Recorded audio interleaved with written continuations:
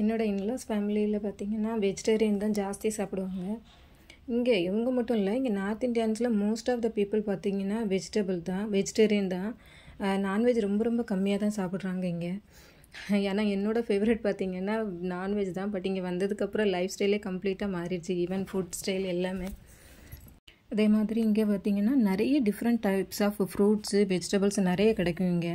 And இந்த மாதிரி vegetables நான் நம்ம சைடில் நிறைய பார்த்ததில்ல. ஒரு சில வெஜிடபிள்ஸ் ஓகே, பட் நிறைய டிஃப்ரெண்ட்டான வெஜிடபிள்ஸ் இங்கே கிடைக்கிது. ஆக்சுவலி இங்கே வந்து டெய்லி ஈவினிங் வந்து வெஜிடபிள் மார்க்கெட் வச்சுருப்பாங்க. ஒரு லாங்காகவே இருக்கும், ஒரு பெரிய ஸ்ட்ரீட் மாதிரி. அவ்வளோ தூரம் வெஜிடபிள் இருக்கும், டெய்லி வச்சுருப்பாங்க. மார்க்கெட் ஓப்பன் பண்ணுவாங்க ஈவினிங் டைமு.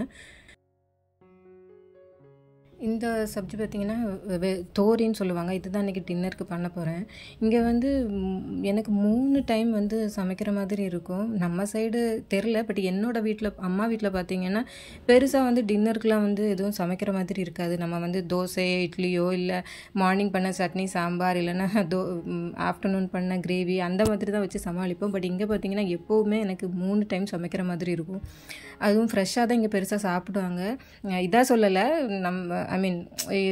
எப்படி பண்ணுவாங்கன்னா, பண்ணுற ஃபுட்டை வந்து ரொம்ப குவான்டிட்டி கம்மியாக பண்ணிவிட்டு அதை பெருசாக எக்ஸ்ட்ரா வராத மாதிரி பார்த்துப்பாங்க. அதே மாதிரி தூரையும் போட மாட்டாங்க. அது மாதிரி ஃப்ரிட்ஜ்லேயும் வைக்காத அளவுக்கு குவான்டிட்டியில் தான் பண்ணிப்போம்.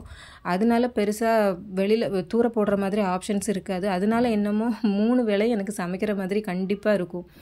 நம்ம வீட்டில் மட்டும் இல்லை, இங்கே மோஸ்ட் ஆஃப் த வீட்டில் பார்த்திங்கன்னா 3 டைம்ஸும் கண்டிப்பாக ஃப்ரெஷ் ஃபுட்டு தான் சாப்பிட்றாங்க.